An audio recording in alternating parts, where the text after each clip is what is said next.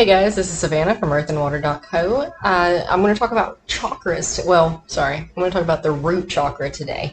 The last episode I talked about chakras and what they are, so if you're not familiar, then jump on over there to that last episode and check that out first. This one we're going to talk about the root chakra because that is the first chakra in our system of the 7 chakras because we're only covering 7. There's actually tens of thousands of chakras if you were unfamiliar with that. But there are 7 main ones. I highly recommend starting with the root chakra and moving your way up when clearing and healing your chakras because, you have to build that solid foundation before you can build the house. You gotta lay the foundation before you can build the bricks up the walls and then put the roof on. You know what I mean? Otherwise, you're just kind of trying to balance a roof on nothing. That sounded like a terrible and horrible choppy analogy, but I hope that it got my point through. So the root chakra, or its Sanskrit name, and I hope I don't butcher this, Muladhara, literally means root support. It is located at the base of the spine. Its color is red and its element is earth because, grounding and grounded and connection, roots, grounded to the earth. It's so important. It's also one of the chakras that most of us have the most issues in. So please heal your root chakra before you try to move on to your third eye and all those psychic abilities, especially if you have anxiety and those type of problems, because it's only going to make things worse if you don't.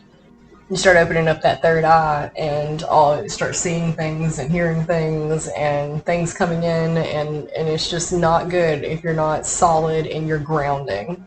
But energy flows from the earth up to our chakras and through us, and it hits the root chakra first.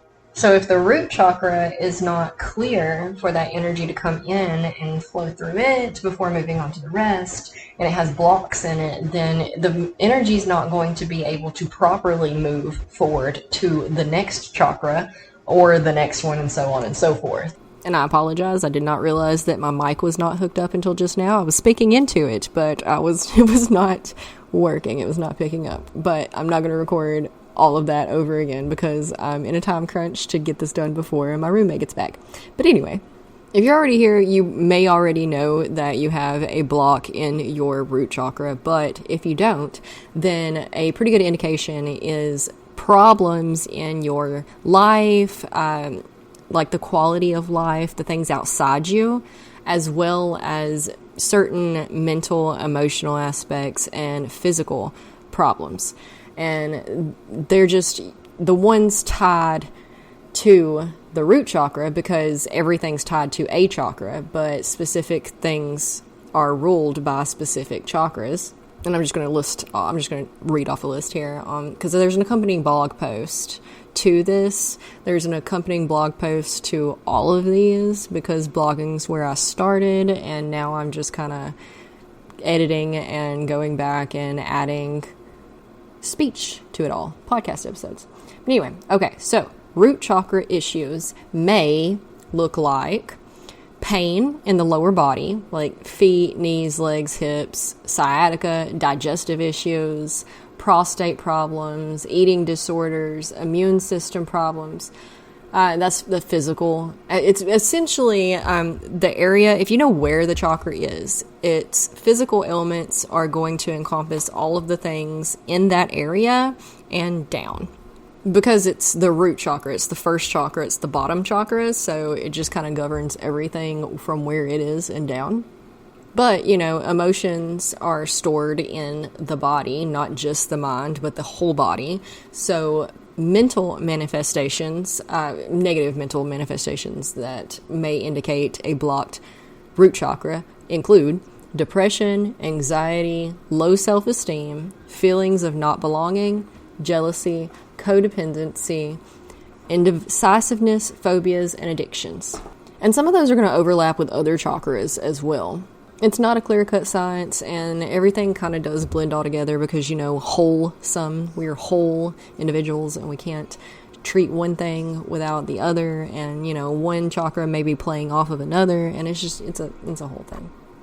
So just because you're like, oh, I have anxiety, that's a root chakra thing. Not necessarily. It could also be a solar plexus thing or a throat chakra thing. Like it just depends on what's more important other than like just assigning the emotion to it is tracking where that particular emotion comes from and finding the root cause of the block itself. And that's going to point you more towards which chakra that you're dealing with. So what we're going over now is just kind of like the generic overview of what a root chakra would generally do, but always be aware that these things are not an exact science. Moving along though, quality of life manifestations may include financial stability or the lack thereof, hunger, shelter problems, like not having a roof over your head type of things, strain on relationships, basically the bare bones basic needs of life to live and survive and just move forward. Because you can't get to, it's Maslow's pyramid. You can't get to self-actualization until your needs are met. Now, how do these blocks occur? Lots of ways. Trauma, situations and circumstances that we find ourselves in that made us feel unsafe, or anything that makes one of these areas of the root chakra unhealthy. Like you develop a unhealthy belief due to something someone told you, or a unhelpful belief to protect yourself. Something happens and you're trying to protect yourself, just lots of ways. And do know that we are always coming into contact with different things that can hurt our chakras. We can bump into somebody and have a bad reaction and their energy gets left on us. And now we got to clear and shake that off, which is a whole nother thing in itself, keeping up boundaries and whatnot. And that's why it's really, really important to address the issue itself and then follow it back to whatever chakra it's working with, because that's how you're going to heal it completely. Everything else, you can go to a Reiki master or do your meditations and clear the chakras just generally, but it's just a band-aid. You're just kind of dusting off. You're kind of dusting it off without actually cleaning it, if that makes sense. It's going to come back, especially those really big, deep-rooted ones that are the ones that really get us. And that really is my best solution for healing the chakra fully and completely. Because if you have a problematic belief that stems from a trauma or a situation or circumstances or something that someone told you one time that you internalized, it's going to keep coming back. So just work on that. And the chakra is just kind of the chakra system is there to help direct us and kind of give us an idea of where to start and what to start looking at and where to go. And it's just a guiding, it's a system. It's a system for healing, but the chakras themselves, I hope you're following. If you don't heal the root cause of the energetic block, it will return. And that's essentially shadow work, is figuring all of that out. Playing the why game with yourself. Why did this happen? Why is that like that? Why do I think like that? Why was I given that? Why do they think like that? What caused them to do that? Just dissecting it until there's nothing left to dissect, and you find a place of healing and understanding and compassion and love for both yourself and the other people. I know it's hard, but we're all just hurt, injured children, okay? And most of these blocks do come from our childhood when we were supposed to be cared for, but the people caring for us also had their own issues and problems stemming from their childhood, and so on and so forth, until here we are, the lucky ones who get to wake up to it and heal our stuff. And by healing our stuff, we heal that generational curse, trauma, those patterns that just keep getting passed on and passed on and passed on, so that we can maybe pass on a healthier routine and cycle to our children, and so on and so forth. All of that being said, there are ways to help and make it a little bit easier when paired with the shadow work and trying to understand the root causes of the problems. And some of those things are eating foods that align with the chakras. So like the root chakra would be red foods. Red foods can help get you more in tune with your root chakra, but you kind of have to be intentional about it. Be like, man, I'm eating a red apple, go heal my root chakra, help me out. You know, you got to talk to it, send some gratitude. If you're into crystals and crystal work and you know what to do with those, because I'm not going to explain it right now because that's a whole nother thing. The crystals associated with the root chakra are bloodstone, red jasper, garnet, and black tourmaline. There's probably some other ones out there too. That's just the ones that I personally have listed on the blog post that you can go get all of these notes from, because I'm using it as a cheat sheet. I'm not like reading it for word, but I am using the lists that are listed there. We have some affirmations and whatnot to help. Anyway, essential oils can also help. I don't know. I'm not super confident in these. I did these years ago. I'm going to re-look them up before I reiterate them again. But woody, grounded type of scents, essential oils like patchouli, sandalwood, cypress, that kind of stuff. You know, whatever feels good to you. Okay, so just test out a scent, test out an oil, and see how you feel about it. See where you're feeling the stuff that it's bringing up, and just, you know, trust your instincts, trust your intuition. I have a blog post on that too if you want to figure out how to trust your intuition. I will eventually probably get around to making a podcast episode that accompanies that as well, but not today.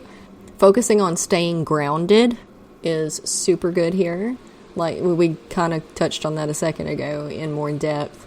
But if you know how to ground, then great. If you don't, it really is as simple as imagining roots growing from your feet into the ground, or just feeling solid and attached to the earth. Dropping the energy, because we keep most of the energy, we keep a lot of energy up in our heads, because that's where all our senses are, right? That's where we interact with the world. Well, that's not the best place for it, honestly. And it leads to anxiety, overwhelm, overthinking, those kind of things. So if you just take the energy, which is just your awareness, and you sink it down into the lower half of your body, that's grounding as well.